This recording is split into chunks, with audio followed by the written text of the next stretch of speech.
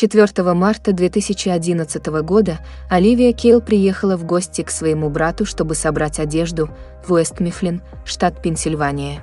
19-летняя девушка в тот день рассказала своему брату, что она собирается в Майами со своим парнем, 22-летним мужчиной по имени Александр. Часть вещей девушки находилась в доме брата, поскольку Оливия уже останавливалась у него до этого. Собирая одежду и обувь, Оливия сказала брату, что Александр оплачивает всю поездку, затем девушка попрощалась с родственником и направилась к автомобилю Александра. Тогда Ланс не подозревал, что видит свою сестру в последний раз.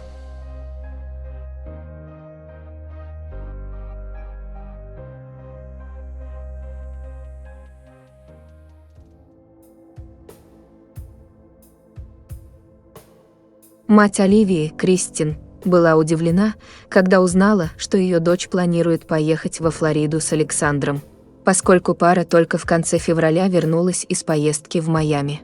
Не понимая, что происходит, Кристин позвонила на мобильный телефон своей дочери, надеясь отговорить ее от возвращения во Флориду. Но Оливия не брала трубку и не перезванивала своей матери в тот день.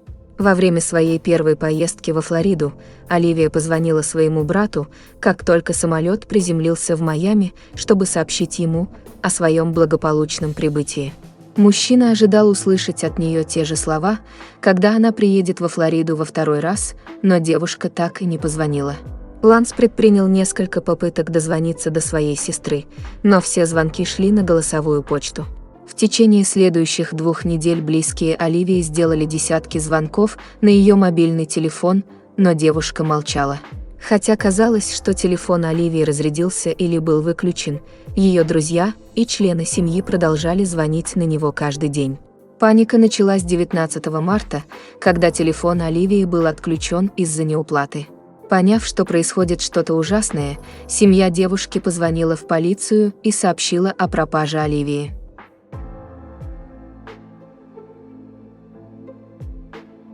У близких Оливии появилась причина для беспокойства, поскольку детективы узнали, что Александр вернулся из Флориды 16 марта без своей спутницы.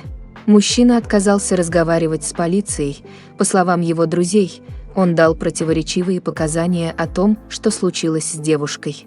Некоторым мужчина сказал, что она решила остаться во Флориде, в то время как другим он сказал, что высадил ее у дома. Александр избегал разговоров с кем-либо из членов семьи или друзей Оливии. После того, как они предприняли неоднократные попытки связаться с ним, он отключил свой мобильный телефон. Кристин была уверена, что Александр точно знал, где находится ее дочь, но он продолжал скрываться от полиции. Детективы отправились по его последнему известному адресу проживания, но полицейских встретил его брат и направил их к адвокату Александра. Власти связались с адвокатом, но он отказался разглашать местонахождение своего клиента и сказал им, что мужчине нечего сказать следователям. Детективы признались, что не были уверены, добралась ли Оливия до Флориды или нет. Они связались со всеми больницами Майами, но не смогли найти Оливию. 30 марта следователи полицейского управления объявили, что они арестовали Александра после обнаружения в его доме 3 пистолетов, а также большого количества запрещенных веществ во время обыска. Александру было предъявлено обвинение в хранении запрещенных веществ с намерением распространения. Хотя обвинения не были связаны с исчезновением Оливии, Александр по-прежнему отказывался сотрудничать и отказывался отвечать на какие-либо вопросы. Его адвокат прокомментировал только то, что его клиент имеет право на владение оружием. В течение следующих нескольких дней полицейские продолжили обыск имущества, которое было связано с Александром. Во время обыска в его гараже следователи обнаружили несколько гильз, розовую сумку, которая, как позже было установлено, принадлежала Оливии. Они также обыскали автомобиль, принадлежащий отцу Александра, внутри которого детективы обнаружили несколько гильз, шкатулку с серьгами и билет на самолет до Майами. Записи мобильного телефона указывали на то, что Александр находился во Флориде с 9 по 15 марта, но следователи не нашли никаких доказательств того, что Оливия была с ним. Кристин продолжала верить, что Александр скрывал информацию о местонахождении Оливии. Она отметила, что во время обыска имущества Александра было найдено несколько предметов одежды Оливии, и женщина хотела получить ответы. Несмотря на ее мольбу, ни Александр, ни кто-либо из его семьи не связались с ней.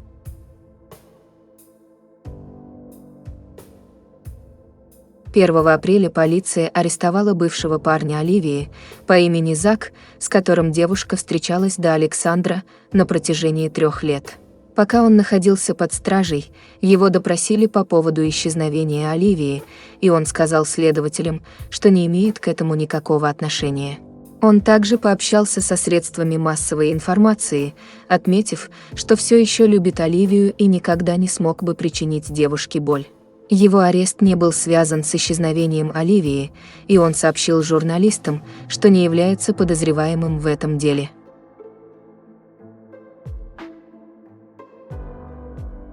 В течение следующих нескольких месяцев в расследовании не было никаких продвижений.